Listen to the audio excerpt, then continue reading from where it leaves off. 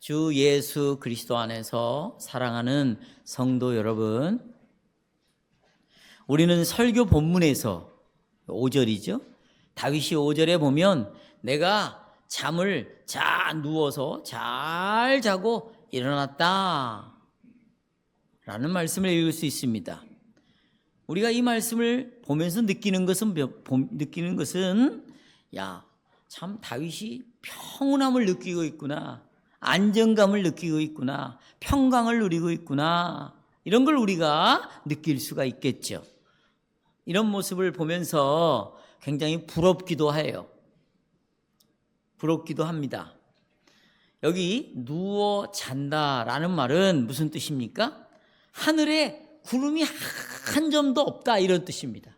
그러니까 내 마음에 나를 힘들게 하는 문제가 아무것도 없다. 내 마음에 문제가 없다. 나를 근심하게 하는 문제가 하나도 없다. 이런 뜻이 누워 잔다라는 의미입니다. 우리는 이런 안정, 평화를 좋아합니다.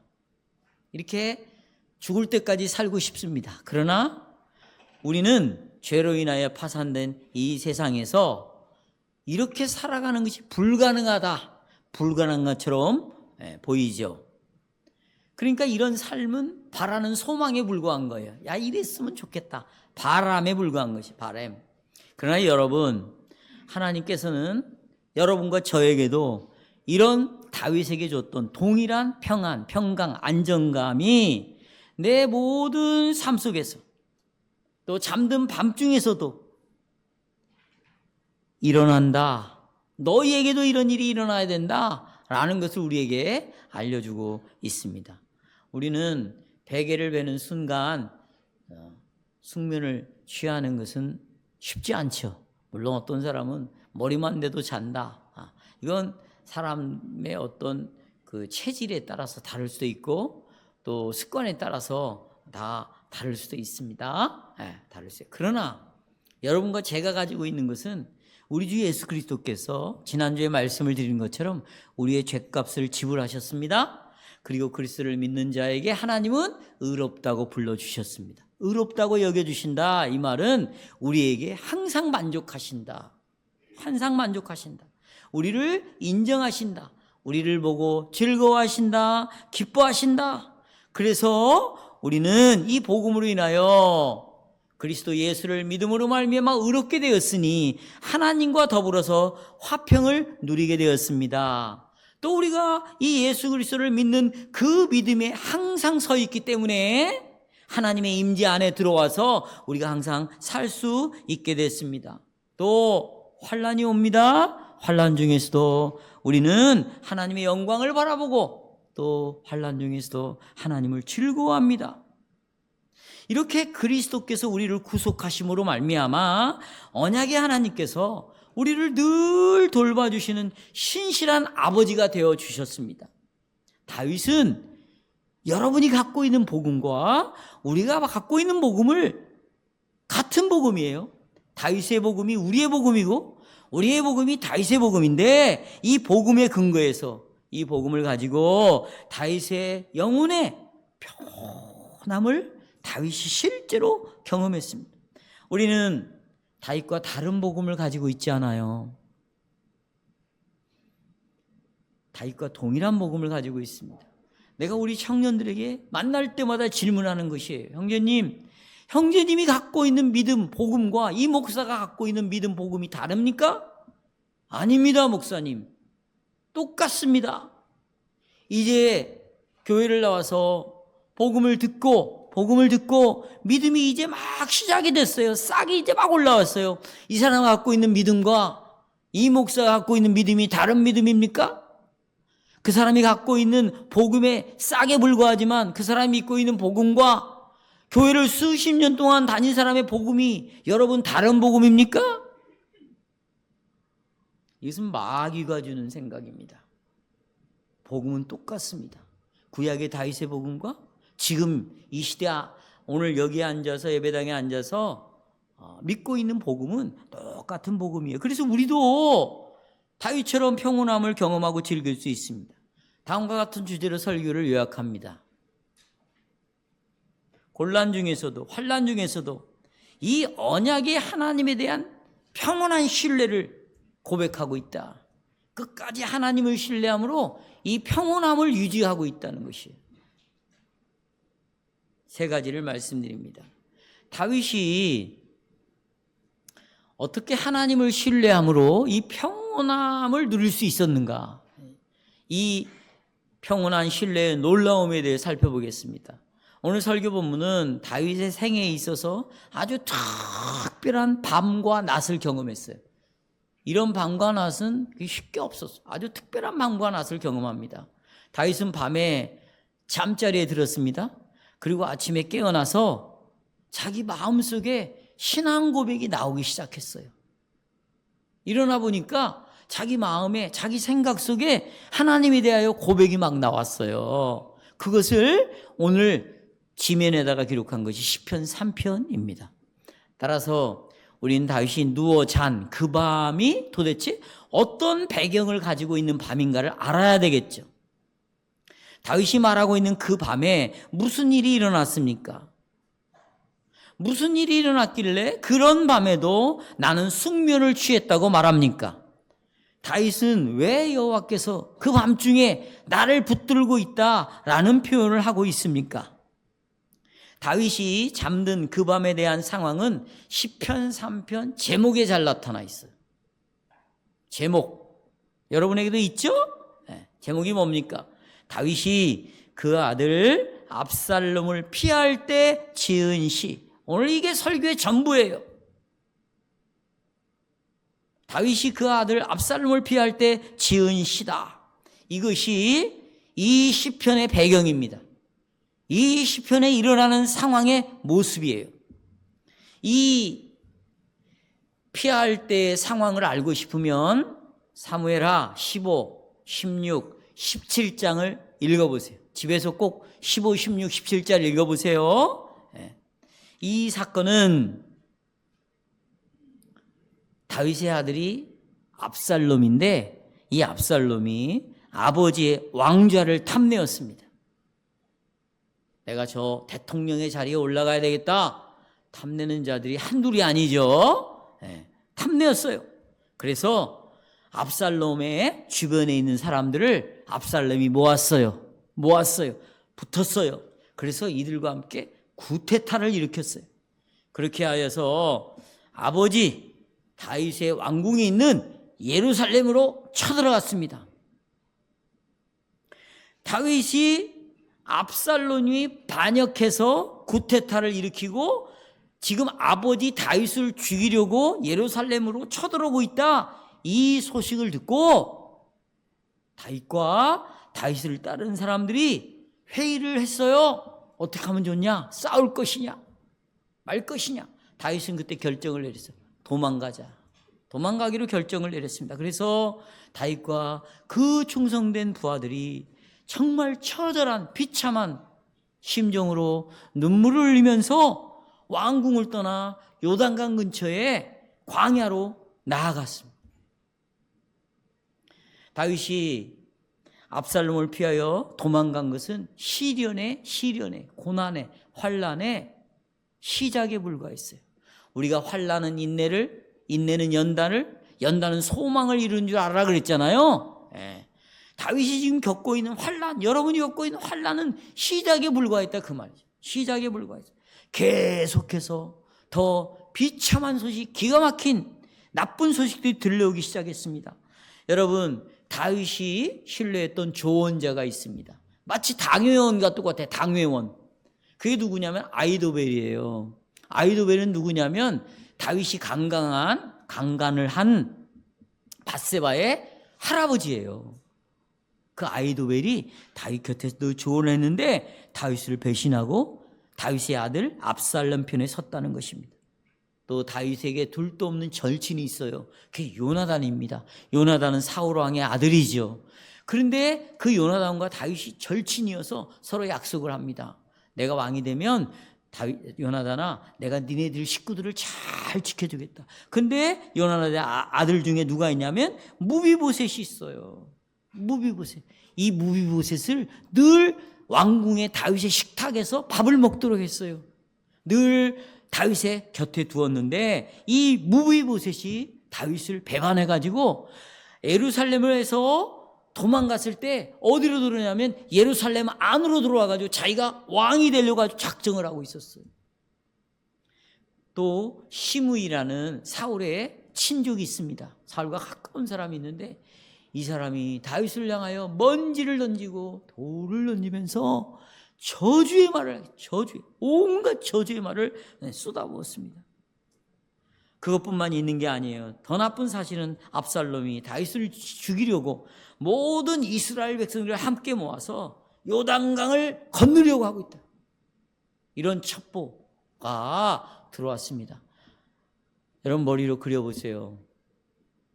저는 이 말씀을 생각하면서 제가 당하고 있는 고난들을 쭉 떠올랐어요. 정말 다윗과 같은 마음을 갖게 됐어요. 저도. 같은 느낌을 가졌어요. 같은 공감을 하게 됐어요. 정말로 그 밤에 다윗은 엄청난 고통을 당했습니다. 자기 백성들에게 거부를 당하고 자기 부하에게 배신을 당하고 자기 아들에게 배반을 당하고 시므이에게는 개처럼 무시를 당하는 일이 벌어졌습니다. 사무엘서를 읽어보면 다윗이 이런 나쁜 소식을 들었을 때 어떻게 다윗은 반응을 보였는가를 잘 알려주고 있습니다. 다윗과 그를 따르는 사람들은 그날 밤에 일어난 일이에요. 그날 밤에 요단강을 건넙니다. 그리고 예루살렘 밖에서 첫날 밤을 지내요. 그 다음 날이 밝자 또 도망가는데 어디로 가냐면 마하나임이라는 곳으로 도망갑니다. 그리고 거기서 진을 칩니다. 그리고 거기서 하룻밤을 자요. 아침에 일어나서 기록한 시가 시편 3편이에요. 그런데 다윗은 이 시편에서 무엇을 말하고 있습니까? 5절을 보십시오. 내가 자고 누웠다 라고 말합니다. 형제자매 여러분, 정말 놀라울 수밖에 없는 고백입니다. 지난 밤을 돌아보십시오. 다윗은 지난 밤에 자기 아들 압살롬은 물론이고 자기가 신뢰했던 아히도벨, 그렇게 자기 밥상에서 아들처럼 돌봤던 무비보셋에게 배신을 당했습니다. 그리고 내일이 되면 이제 자기 아들 압살롬이 군대를 이끌고 자기를 죽이려고 온다는 소식을 들었습니다. 이런 상황에서 여러분과 저 같으면 어떻게 했어요? 다윗 같으면 어떤 방법을 어떻게 지내고 있을까요? 실망, 배신감으로 고통스러워하면서 밤새 잠 못 이루면서 방안을 헤매면서 오만 가지 생각을 하며 이 배신감에서 오는 화, 분노, 밤을 꼴딱 새웠을 것 같아. 그러나 보십시오. 다윗은 자고 누웠다고 말합니다. 아까 제가 말씀드렸죠? 자고 누웠다. 하늘에 뭐가 없어요? 구름이 없어요. 자기 마음에 근심을 일으킬 만한 문제가 하나도 없다는 단어의 뜻이에요. 아침이 되었을 때 이 도망자 다윗은요, 새 힘을 얻었어요. 새 힘을. 그런데 새 힘을 얻었지만 정말 무시무시한 상황 속에서 새 힘을 얻었어요. 1절을 보십시오. 여호와여, 나의 대적이 어찌 그리 많은지요. 또 반복해요. 일어나 나를 치는 자, 이게 대적이거든요. 많은 이다. 2절 또 나옵니다. 많다 3번 반복해요. 1절 2번, 2절 또 3번째 반복합니다. 강조합니다. 많은 사람이 나를 대적하여 말합니다. 뭐라고? 너는 다윗, 너는 하나님께 구원을 받지 못한다. 구원을 받지 못한다. 여러분, 다윗은요 정말 많은 불행을 겪었습니다. 여러분도 불행을 많이 경험해왔죠? 어렸을 때부터. 하지만 다윗은 이 불행의 원인이 어디에 있는가? 자기를 피해자로 만들고 다른 부모나 다른 가족이나 다른 사람들을 가해자로 만들지 않았어요. 내가 이런 불행을 겪은 것은 너 때문이야. 그 사람이 가해자고 나는 피해자예요. 이 타락한 인간들은요, 입만 열면 자기가 피해자래. 여러분 정신과 치료를 가보세요. 받아보세요. 정신과 의사들이 무슨 얘기 듣는지 아세요? 여러분 과거를 다 물어봐요. 여러분 뭐라고 대답합니까? 나는 피해자라는 거예요. 가해자가 있다는 거죠. 근데 다윗은 이런 불행을 경험하게 된 것은 바로 내가 하나님 앞에 범죄한 결과로 이런 일이 일어났다고 말합니다. 범죄한. 그러니까 옆에서 다윗의 불행을 보고서 평소에 그를 미워했던 자들이 조롱하기 시작했습니다. 여기 너는 하나님께 절대로 구원을 받을 수 없다. 하나님은 너를 절대로 도와주지 않을 거야. 그러니 너는 하나님께 구원을 기대하면 안 돼. 왜? 너는 버림받았다니까. 너 같은 자가 어떻게 하나님께 구원을 받을 수 있겠어? 이런 소리를 듣지 않으면 예수 믿는다고 말하지 마세요. 네? 여러분 이런 소리 들어봤어요? 너 같은 자가. 이 불행의 원인이 무엇인지 다윗은 분명하게 알고 있었습니다. 그 이유는 자기 자신이었어요. 여러분 우리 안에 밧세바 간음의 범죄를 저질렀을 때 간음 제7계명만 범한 게 아니에요. 그는 그 순간 자기의 유일한 하나님이 여호와라는 것을 믿지 않은 거예요. 그러니까 죄를 지은 거죠. 그러니까 자기 방식대로 산 거예요. 그러니까 자기를 위하여 새긴 우상을 만들어 놓은 거고, 그것은 여호와의 이름을 어떻게 완전히 밟아버린 거죠. 그러니 그런 자가 여러분 주일마다 나와가지고 제 4계명을 지켰다 하나님 받지 않는 거예요. 그러니까 주일을 지킨 건 여기 나왔느냐 안 나왔냐 갖고 내가 주일을 지켰다 안 지켰다고 판단할 수 없는 거예요. 하나님이 내가 드린 예배를 지금 받냐 안 받냐의 문제예요. 아니 이랬는데 다윗의 예배를 받을 수 있겠어요? 그런데 여러분 여호와 부모를 공경한다. 하나님을 최고의 권위라고 공경하지 않은 거죠. 그렇죠? 공경하지 않았어요. 간음한 건 말할 것도 없고 사람을 죽였잖아요. 도둑질을 했잖아요. 다른 여자를. 주인이 있는 여자를 도둑질했다고요. 그것이 탐심 때문이잖아요. 10가지 계명을 다 어겼어요. 여러분은 어때요?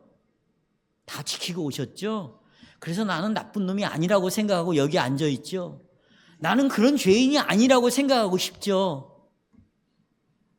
다윗은요, 원인이 자기에 있다는 걸 알았어요. 그리고는 내가 지금 이런 상황이 벌어지고 있는 것은 하나님의 징계다. 하나님이 나에게 지금 저주를 내리고 있다. 이걸 분명하게 신앙으로 고백했습니다. 그러나 하나님께 징계를 받는 순간에도, 저주를 받는 그때에도 하나님 외에 다른 것에서 구원을 다윗은 기대하지 않았다. 그 어떤 다른 것에서 다윗은 기대를 하지 않았어요. 소망을 하지 않았습니다. 심지어 징계를 받는 그 순간에도 다윗은 하나님만을 생각했습니다. 하나님의 긍휼을 기다렸어요. 이것이 여러분 로마서 5장에서 뭐라고 그래요? 나는 바울이 그러잖아요. 나는 하나님의 영광을 뭐한다? 바란다. 그리고 영광을 또 뭐한다? 즐거워한다고 말하고 있잖아요. 어떤 상황에도 나의 구원은 하나님께로만, 징계를 받을 때도, 진노가 내 머리 위에 쏟아 부어질 때도 하나님을 계속 바라봤다는 거죠. 이게 믿음이라는 거예요. 이게 외식하는 믿음이 아니에요. 거짓 믿음이 아니라 이 믿음을 하나님은 우리에게 주셨다는 겁니다. 그래서 내가 갖고 있는 믿음이나 다윗이 갖고 있는 믿음은 다른 믿음이다, 같은 믿음이다. 같은 믿음인 거예요. 왜 나에게는 안 나타나는가? 조금만 기다리세요. 여러분 지금 조금씩 나타나고 있잖아요. 너무 자기를 학대하거나 좌절할 거 없어요. 주님은 반드시 그 믿음으로 여러분을 이끌어갈 거예요. 다윗은 이런 심정을 오늘 시편에서 이렇게 고백합니다. 3절. 이렇게 고백해요. 여호와를 신뢰하고 여호와를 바라보는 걸 이렇게 고백. 여호와여, 주는 나의 방패. 두 번째, 나의 영광. 세 번째, 여호와는 나의 머리를 들게 하시는 분이다. 오늘 압살롬과 그의 엄청난 군대가 다윗을 공격하죠. 그리고 죽일 거예요. 그러나 다윗은 두려워하지 않았습니다. 첫째, 왜 여호와는 나의 방패라고 고백을 하고 있어요.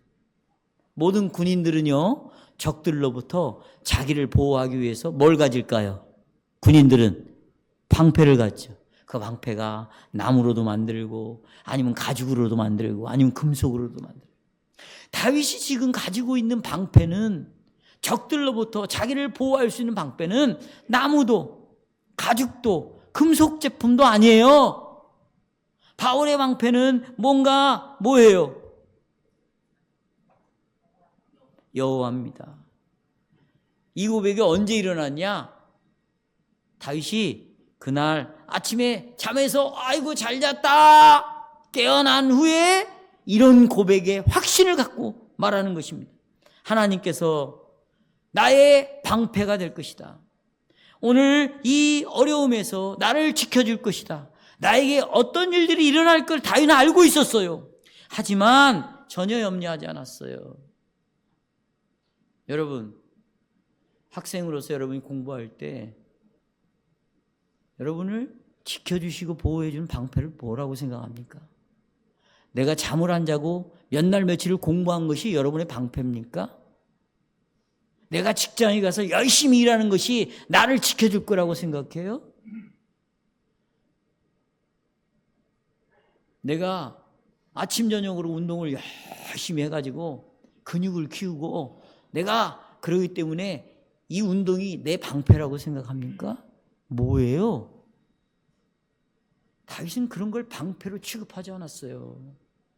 왜냐하면 적들이 공격해오면 이런 것들로 나를 지킬 수가 없는 거예요. 여호와가 나의 방패다.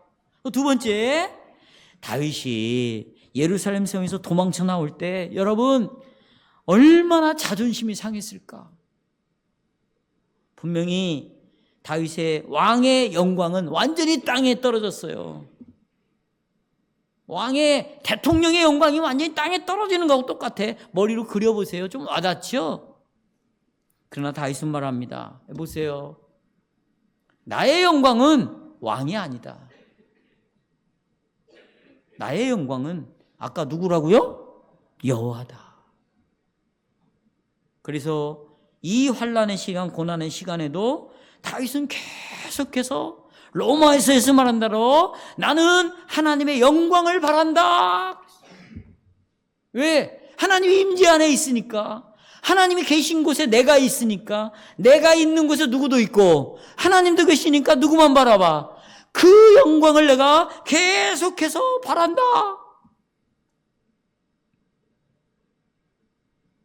세 번째 마지막 부분을 보면 놀라워요.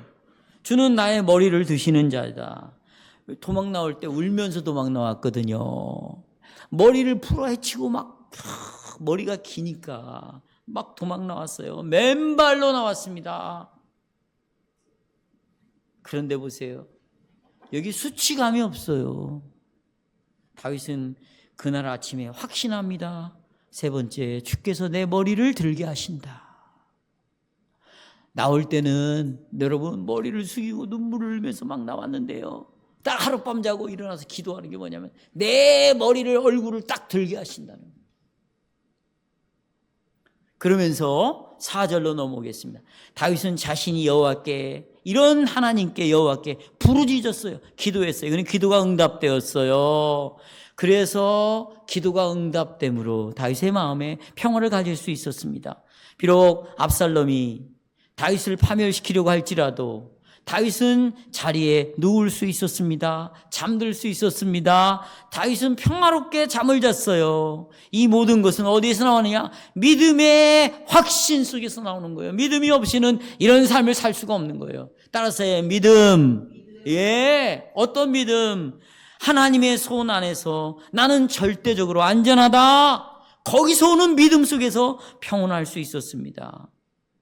새로운 날에 일어날 일에 대해서 다윗은 이렇게 납니다. 이제 아침에 자고 일어났잖아요. 오늘 하루 동안에 어떤 일이 일어날 것인가. 6절. 천만인이 나를 에워싸 친친다 해도 나는 두려워하지 않겠다. 다윗은 도성의 첩자로부터 소식을 들었어요. 압살롬이 다윗과 싸우기 위해서 이스라엘 백성들을 모아가지고 데리고 오고 있다. 그 수가 1000만은이래. 여러분, 요한계시록 1000만이라는 숫자는 이게 문자적인 수가 아니죠. 상징적으로 많다, 뭐하다? 많다, 헤아릴 수 없는 수를 의미하죠. 그러나 제 아무리 많은 수가 다윗을 공격한다 할지라도 다윗은 두려워하지 않았습니다. 다윗의 이 정도의 확신이 마음에 안 드세요? 부족하다고 생각하세요? 그럼 또 볼까요? 마지막 부분 7절 보세요. 다윗은 이렇게 신앙을 고백합니다. 이건 이제 방어가 아니에요. 방패는 방어잖아요. 이제는 공격을 하겠다는 거예요. 다윗이.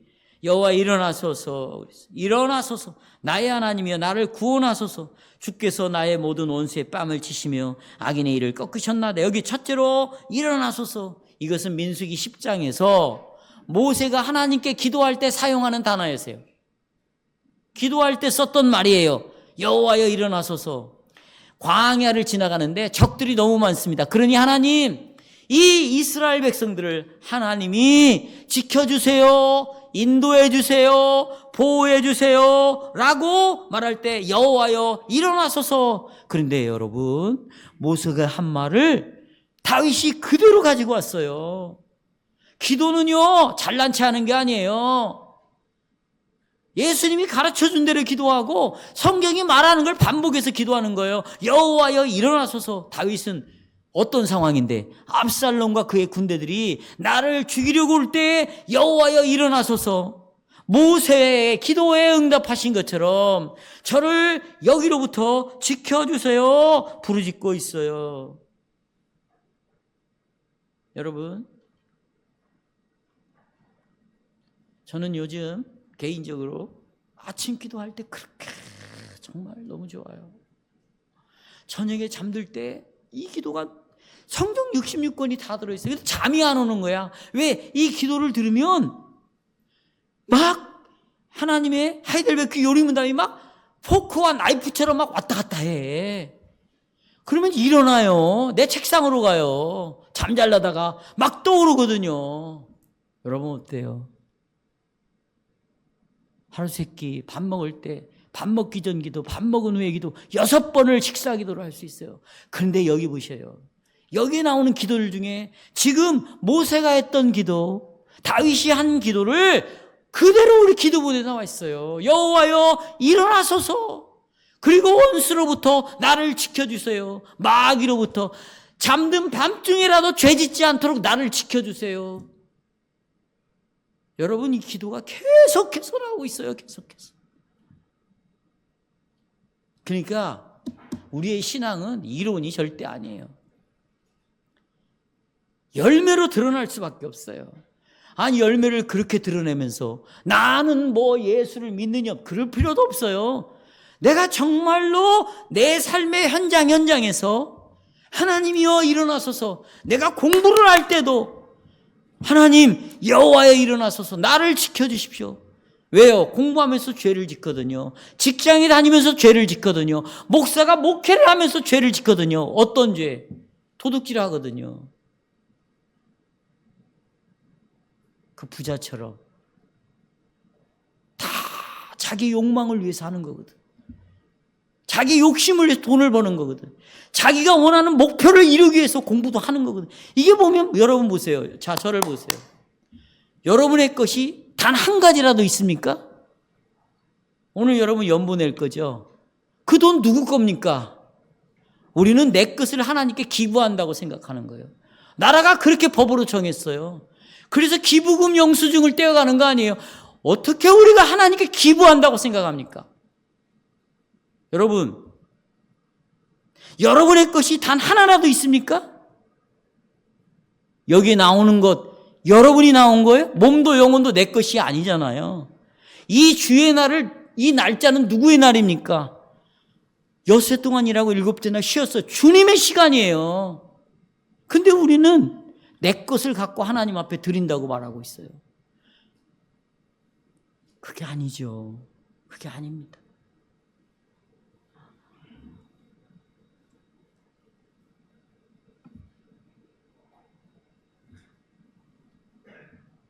비록 지금 이 전투에서 하나님 일어나소서 나를 인도해달라고 하나님께 부르짖고 있지만 다윗은 이미 이 승리에 대한 확신을 갖고 기도하는 거예요. 7절 후반절 보세요. 확신이 뭐냐? 주께서 나의 모든 원수의 뺨을 치시며, 그렇죠? 이건 턱을 부셔뜨려 주세요. 그 말. 턱을 부셔버린 거예요. 그리고 여기 이를 꺾으시며 이를 박살나게 해주십시오. 아니 턱이 부서지고 이가 박살이 나는데 적들의, 그런데 이 전투는 이미 끝났다는 것입니다. 그들은 더 이상 나를 공격할 수 없다. 그러니 구원은 오직 누구에게 있습니까? 하나님께 있다. 그래서 나는 안전하다는 거예요. 그래서 평온함과 안정감을 가지고 나는 자고 일어났다. 오늘 우리에게는 수많은 어려움이 있습니다. 잠을 자려고 해도 잠이 잘 안 와요. 평온을 잃어요. 이리 뒤척 하지 않습니까?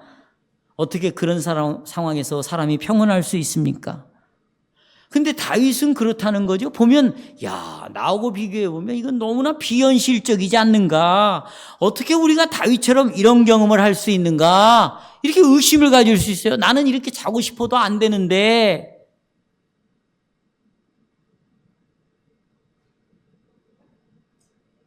다른 교회 저 위쪽 지방에 다니는 분이 전화가 왔어요. 권사님인데 잠을 못 주무신대요. 목사님 어떻게 해야 됩니까? 제가 이번 주 설교 들어보라고 그랬어요. 오늘 설교 들어보라고 그랬어요. 자, 그 이유가 뭐냐? 두 번째 단락입니다. 사랑하는 여러분, 다윗이 경험하고 있는 평온함이 정말로 참된 것일까요? 진짜예요 이거?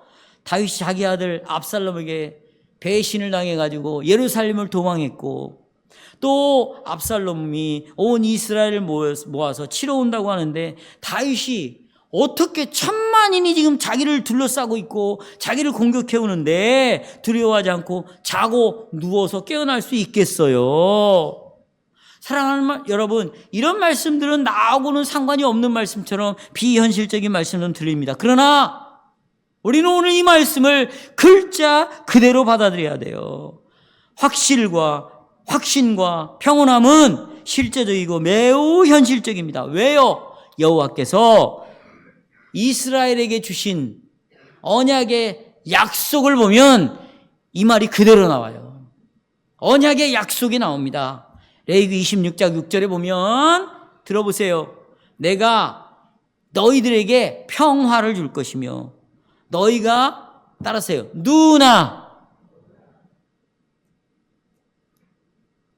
너희를 두렵게 할 자가 하나도 없다 그랬어요.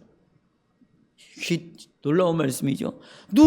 왜 누워요? 잠자려고 누울 때 두려움이 하나도 없다. 그러나 우리가 의문점이 생기는 것이에요. 레위기 26장 6절은 언약을 지키는 사람에게 이렇게 준대요. 하나님의 뜻대로 사는 자예요. 그런데 다윗은요, 언약을 아까 그랬죠. 10가지 계명을 다 어겼다고. 밧세바를 강간했습니다. 그리고 그의 남편을 죽였어요. 이것 때문에 이 밧세바에서 나는 새로운 생명도 죽었어요.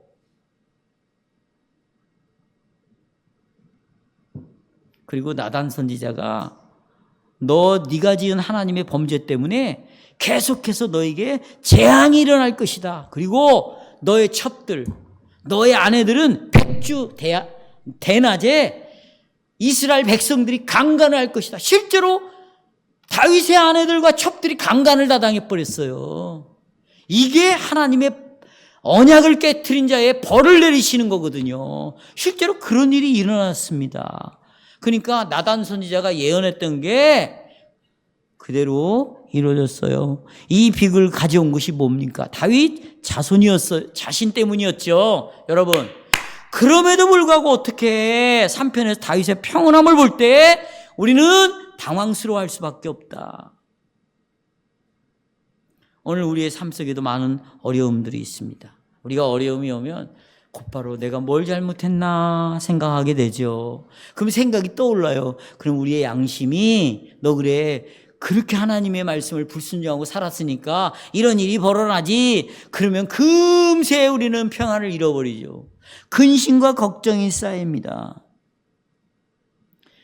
여러분과 제가 그렇다면 다윗은 미래에 관해서 얼마나 불안해야 될 사람이에요. 미래가 얼마나 불투명한 사람이에요. 미래가 얼마나 불안한 사람이에요. 그러나 다윗은 편안했어요. 편안했습니다. 그렇게 하는 것이 어떻게 가능합니까? 형제자매 여러분, 보세요. 다윗은 죄 용서에 대한 복음을 알고 있었어요. 복음의 핵심, 기독교의 핵심, 여러분의 인생의 핵심은 죄 용서에 있는 거예요. 죄 용서. 그렇습니다. 다윗은 죄를 범했죠. 하나님의 진노를 받아야 마땅합니다. 그러나 다윗은 그의 심령으로 죄를 깊이 슬퍼했어요. 죄를 슬퍼했어요. 죄를 미워했어요. 하나님 웃을처럼 이 죄를 좀 씻어주세요. 이 죄에서 떠나게 해주세요. 사도 바울이 오라 나는 공고한 자로다. 이 죄를 짓고 있는 이런 사망의 몸에서 나를 좀 하나님 건져주세요. 다윗도 똑같아요. 시편 51편에 다윗은 자기의 죄를 깨달았습니다. 여러분 죄를 깨닫잖아요. 그러면요 죄를 고백하지 않을 수가 없어요. 말하게 돼 있어요. 죄를 슬퍼할 수밖에 없어요. 그랬더니 하나님이 그 불의를, 죄악을 싹 용서해 주셨습니다. 하지만 죄를 용서받았지만 죄의 결과는 여전히 다윗에게 고통으로 남아있는 거예요. 예를 들자면 이런 거죠. 내가 예수 믿기 전에 아주 술을 자주 먹었어요. 그래서 알코올 때문에 간암이 딱 걸렸네. 그리고는 두 손 들고 하나님 참 나 예수 믿겠습니다. 그리고 와서 예수를 정말 열심히 진실하게 다 믿었어요. 그럼 간암이 고쳐질까요? No. 그런 일은 모르겠어요. 일어날 수도 있겠지만 그런 일이 일어나지 않아요. 여러분이 육신을 위하여 씨를 뿌리면 육신으로 열매가 나타나는 거거든요. 그것은 여전히 있어요. 가족들 사이에 일어나는 일들, 부부관계에서 일어날 수 있는 일, 다 일어날 수 있어요. 그건 여전히 남아있을 수 있는 거예요. 그러나 여러분의 죄는 용서가 되는 거죠. 죄의 결과는 그대로 남아있어요. 구원받았으니까 이런 것도 다 없어질 것이다. 그렇지 않습니다. 다윗이 예루살렘 성을 도망간 것은 오래전에 지은 죄 때문에 그 결과로 일어난 거예요. 그러니까 구원을 받았지만 그런 결과를 경험하는 거죠. 그러나 다윗은 자기가 지은 죄는 하나님이 용서해 주셨다는 확신을 갖고 있었어요. 어디에서 용서를 받았는가? 어디에서 그것을 확신했는가? 4절입니다. 내가 나의 목소리를 여호와께 부르짖으니 밑줄 치세요. 어디에서 응답했대? 성산이에요. 성산이 뭐죠? 거룩한 산이죠? 시온 산이죠? 이걸 성산을 예루살렘이라고 말하죠? 거기에 뭐가 있어요? 언약궤가 있어요. 하나님이 백성들과 함께하는 성전이 거기 있는 거죠. 여러분, 언약궤를 예루살렘으로 옮겨둔 왕이 누구예요? 다윗이에요. 그리고 이곳에다가 하나님이 계시는 집을 짓겠다고 소망을 했습니다. 근데 하나님이 다윗아, 너는 성전을 짓지 말아라. 네 아들이 지어라. 그래서 솔로몬이 성전을 짓잖아요. 그래서 예루살렘 성전이 솔로몬 성전인 거죠. 거기에 누가 계신다고요? 하나님이. 그런데 그 성전의 핵심, 오늘 요걸 좀 나누셔야 돼요. 핵심이 뭐냐? 핵심이 희생제사가 드려지죠. 그러면 거기서 짐승을 잡습니다. 짐승에게서 피를 흘려요. 그 피를 통해서 죄가 용서가 되는 것입니다. 바로 죄가 용서받는 구원의 복음이 선포되는 곳이 바로 이 성산 예루살렘 성전이에요. 이것은 지금 말씀드린 이것은 다윗과 거리가 먼 복음이 아닙니다. 다윗에게는 이런 놈에게는 적용이 될 수 없는 복음이 아니에요. 이 성전에서 희생제사가 드려지고 거기 흘린 피로 우리의 죄가 용서되어진다. 이 복음은 다윗에게 참된 복음이에요. 오늘 이 자리에 올 때 그리스도의 피를 가지고 오는 사람만 하나님이 예배를 받는 거예요. 여기 목사가 자기가 설교한다고 예배를 집리한다고 자기는 이 강대상 위에 있다고 그리스도 피 없이 여기 올라와 있다. 하나님이 예배를 그냥 단번에 거절하실 거예요. 하나님이 받으시는 예배는 누구냐? 하나님, 나는 머리끝부터 발바닥까지 죄밖에 없습니다. 이 죄가 어떻게 용서되어집니까? 하나님, 예수의 피밖에 없습니다. 피를 붙잡고 여기에 앉아있는 사람만, 죄가 용서되어지는 사람만, 그걸 믿는 사람만 하나님 오늘 예배를 받아요. 여러분, 그런 사람이 어떻게 하나님 앞에 건방을 떨겠어요? 어떻게 지주장을 하고 살겠어요? 어떻게 자기 생각을 갖고 살 수 있겠어요? 그건 피를 의지하는 것이라 볼 수가 어렵겠죠. 여러분이 한번 판단해 보세요. 어떻게 장로의 권징을 받아들이지 않을 수 있겠어요?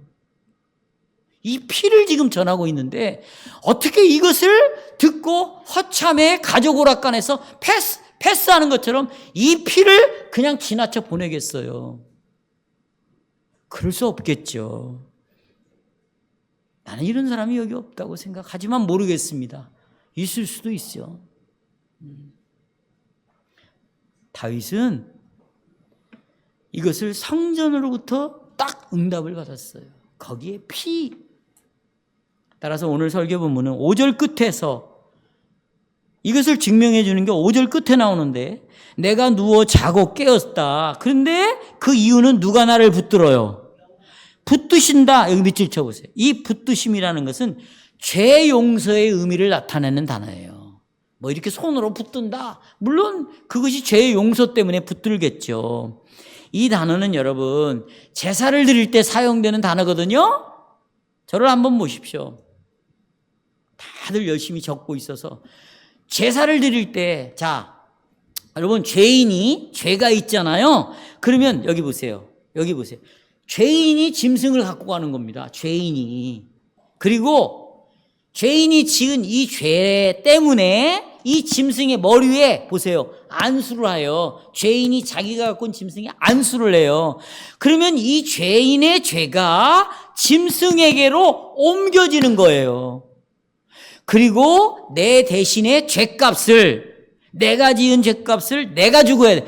죄를 짓는 자는 죽어야 된다 그랬잖아요. 그래서 아담과 하와가 선악과 먹는다는 정령 죽으리라, 죽음이 왔잖아요. 그런 것처럼 내가 죄를 지으면 내가 죽어야 되는데 내 죄를 이 짐승에게로 전가시켜 버렸어요. 그 행위가 이 안수거든요. 그 죄값을 이 짐승이 대신 치르는 거죠. 이것이 붙드심이라는 뜻이에요. 따라서 붙드심. 그러니까 다윗이 지은 죄가 옮겨졌다는 거예요. 옮겨졌다는 거. 누구에게로? 앞으로 오실 예수 그리스도가 다윗이 강간을 했습니다. 살인을 했습니다. 더 많은 죄를 지었습니다. 그런데 앞으로 오실 예수님이 다윗이 지은 죄값을 보세요. 여기 봐요.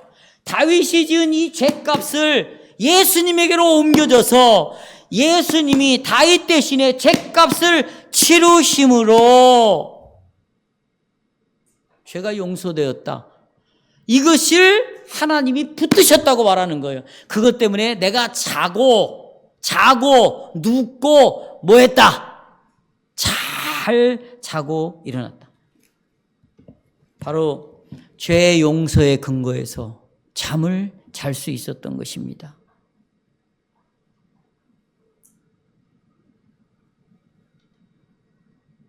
바로 이 사실을 성도 여러분, 어디에서 응답받았느냐? 성전이에요.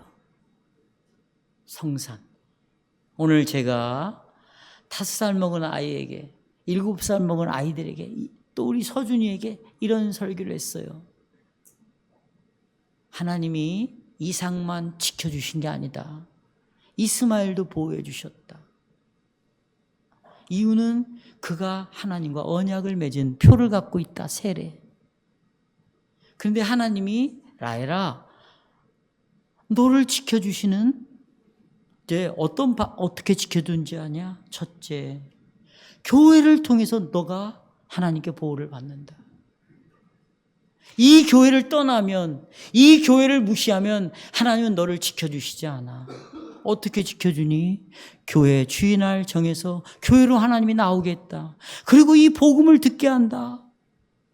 그리고 네가 죄인인 걸 아는 거야. 죄 용서받았다는 걸 아는 거야. 오늘도 여러분이 교회를 통해서 보호를 받는 거죠.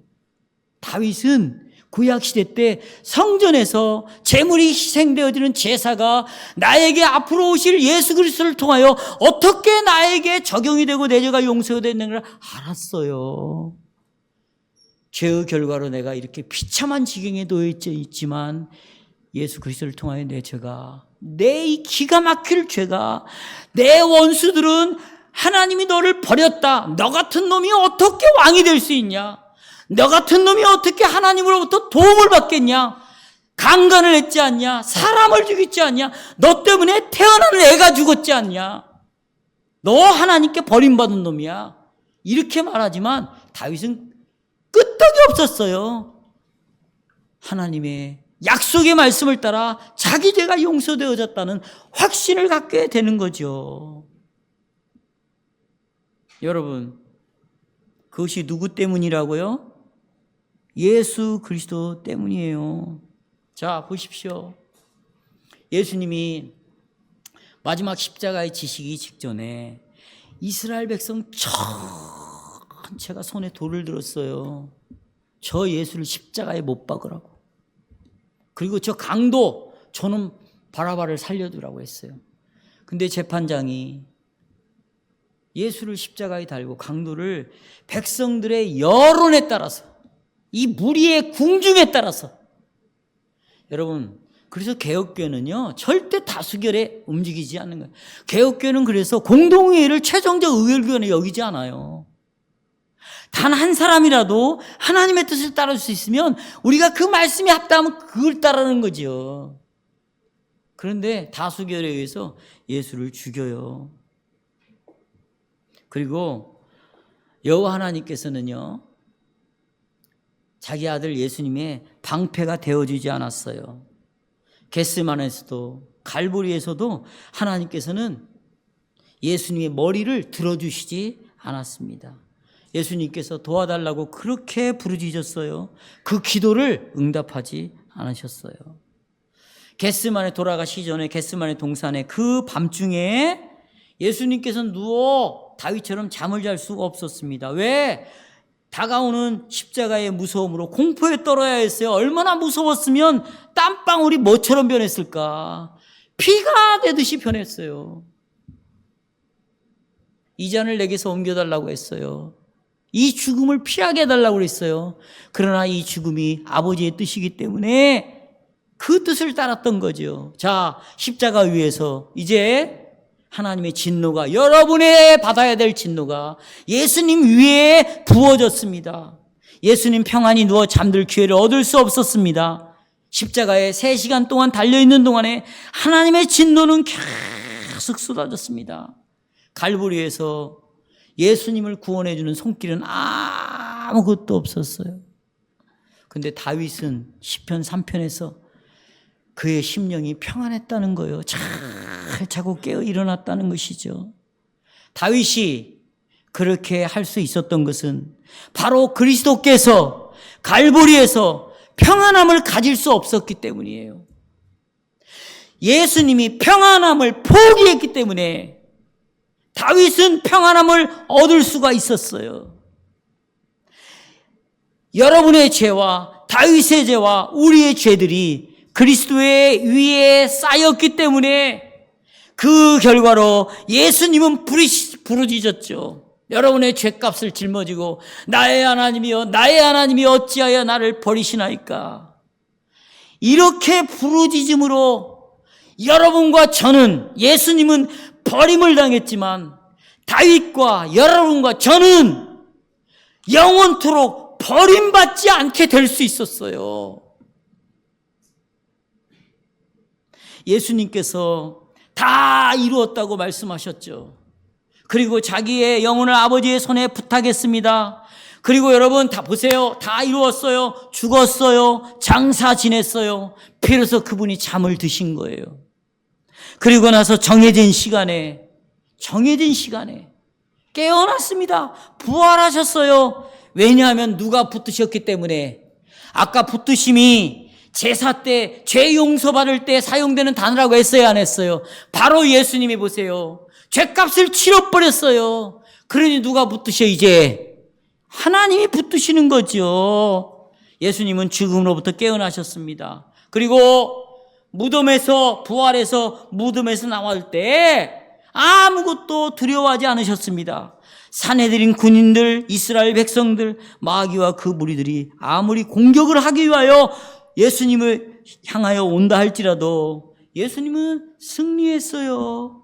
천만인이 둘러쌌어요. 예수님을 두려워하지 않았어요. 천만인이 다윗을 둘러쳐도 내가 두려워하지 않는다고 말해요. 여러분과 저의 인생에 어떤 일이 일어나더라도 우리는 두려워하지 않을 수 있는 것은 예수님이 십자가에서 죄값을 치름으로 모든 두려움을 제거했어요. 다윗은 바로 시온산에 있는, 성산에 있는 성막에서 선포되는 죄 용서의 교리를 믿었습니다. 예수님의 피를 통하여 죄가 용서해진다는 교리를 믿었어요. 이것을 로마서 5장에서 그리스도를 믿음으로 의롭게 된 자들은 그를 통하여 하나님과 더불어 뭘 누리자? 화평을 누리자. 이제 죄값이 치러졌다면 하나님의 약속대로 우리에게 화평을 주시는 거예요. 여러분이 두려움하고 근심을 하고 산다면 그건 예수를 믿지 않기 때문인 거예요. 문제가 해결이 돼도 여러분은 계속 두려워할 거예요. 근심할 거예요. 그러나 문제가 해결되지 않아도 내가 이런 예수를 믿고 있는 믿음을 갖고 있다면 두려워하지 않은 거예요. 우리는 약속을 붙잡을 따름이에요. 예수 그리스도 공로 때문에 우리에게 주신다는 그 약속을 붙들고 현재를 살아가는 거예요. 우리는 다윗이 이 하나님의 말씀을 얼마나 소중하게 여기는가. 지금 이런 상황에서 내가 살 수 있는 것은 그리스도께서 하신 일을 믿는 믿음밖에는 구원이 없는 거예요. 해답이 없는 거예요. 살 길이 없는 거예요. 여러분이 아무리 노력해도, 아무리 술을 놓아도, 아무리 여러분이 꾀를 부려도 답은 없어요. 믿음밖에는 답이 없다. 그래서 세 번째로 다윗의 평온의 신뢰의 교훈이 뭐냐? 간단합니다. 간단합니다. 세례 예식서에서 이렇게 우리에게 말해주고 있어요. 저는 이 말로 오늘 설교를 결론을 내려고 합니다. 보십시오. 여러분, 여러분이 세례를 받을 때, 우리 아이들이 유아 세례를 받을 때 하나님은 여러분에게 이 약속을 줬어요. 다윗은 이 약속을 붙잡고 그런 상황에서 실제로 살았고 우리도 그렇게 살아야 되는 것이죠. 세례를 받을 때 이 말 하나님이 이런 약속을 주셨습니다. 이제 하나님께서는 여러분과 저를 영원한 자녀로 삼아주셨대요. 상속자로 삼으시고 우리에게 모든 좋은 것들을 주시겠다고 약속을 했습니다. 그리고 우리의 유익을 위하여 악을 뭐로 바꿔주신다? 선으로 바꿔주신다. 여러분, 다윗은 하나님의 자녀였어요. 하나님께서 다윗에게 모든 선한 것을 주셨어요. 악이라 할지라도 뭘로 바꿔주셨어요? 여러분, 적들이 쳐들어와도 어떤 상황이 벌어져도 하나님이 이것을 전부 선으로 바꿨어요. 다 다윗에게 유익이 되게 했어요. 여호와를 방패로 빚게 했어요. 하나님을 영광으로 삼았어요. 하나님이 다윗의 머리를 들게 하시는 기회가 되게 했어요. 이것은 전부 다윗의 유익을 위하여 주시는 것들이에요. 여러분 오늘부터 이 믿음으로 사시기를 주님의 이름으로 축원합니다.